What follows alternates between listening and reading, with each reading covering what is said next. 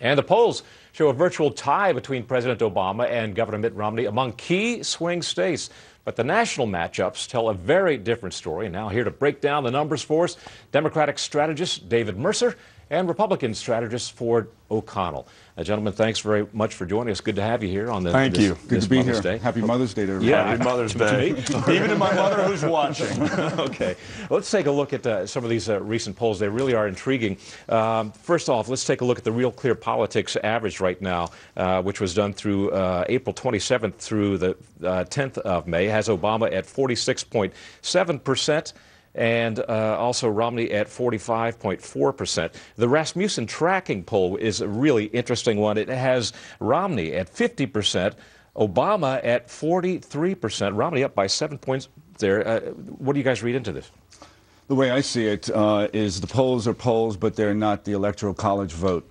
And if you look at 2008 with Obama, in 23 of the 28 states that he ran in, he got more of a percentage of vote in those states than he did in the national vote get. So in looking at that, you got to look at the Electoral College, where he is strong among swing states, and those states is where it counts. Virginia, Ohio, Pennsylvania, all where he now has leads, and that's where the campaign is going to come down to. And David is absolutely right. This is going to come down to the Electoral College, and it's going to come down to whether or not Mitt Romney can win North Carolina, Virginia, and Ohio.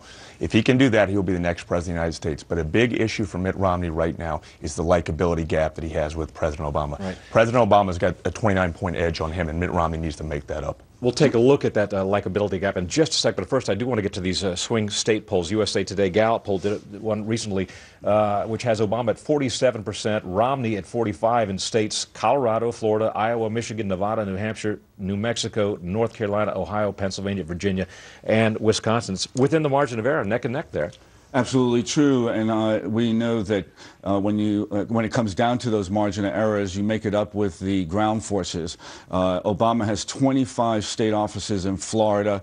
They're only now in the Romney campaign beginning to get in there. You're going to see a new science brought to the art of campaigning for Obama. You're also going to see a continuity between the good times in the Clinton era and what we're trying to do in setting a course for recovery and having both Obama and Clinton out there instilling confidence and David, moving this ahead. is going to be a very tight election. I do agree with you, and I do think the ground game is going to be extremely important. But the reason why this is a very tight election is because of President Obama's abysmal economic record. And the key for Mitt Romney, it will be essentially 13 million swing state voters that will decide this election.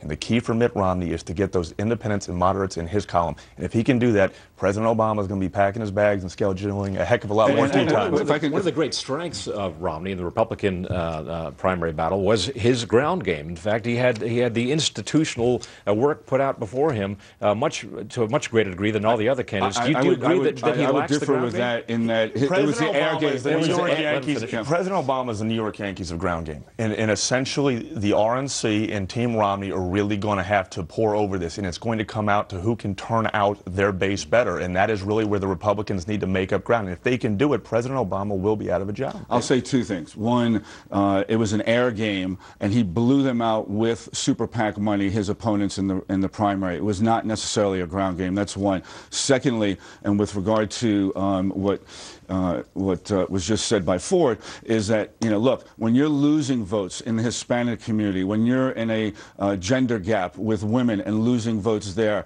almost a 19% gap between Obama and Romney, you got to gain votes, and every time he goes out there, every time he goes out there, he is losing votes. The more they get to know Mitt Romney, the less they like him. Going back to the likability issue. Let's take a look at that likability gap right now. This is the USA Today Gallup poll that has Romney at only 31% to Obama's 60%. Correct. How does he make up that gap? He's got to come out with a compelling personal narrative. And that's really the biggest issue, because a lot of independent and moderate voters really, he's not well defined in their mind. And the second thing he has to do is can a dignified patrician like Mitt Romney do that in a Lindsay Lohan culture.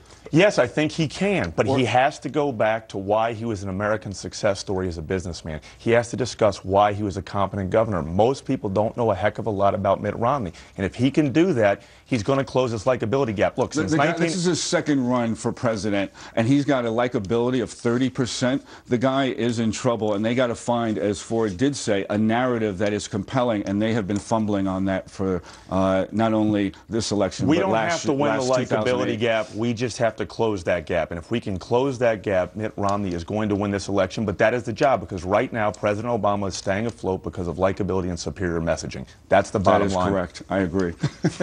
Ford, O'Connell, David Mercer, really appreciate you coming in on this Mother's Day in a couple of weeks. So I'll wish you a happy Father's Day. Good to see you guys. Happy Mother's Day, everyone.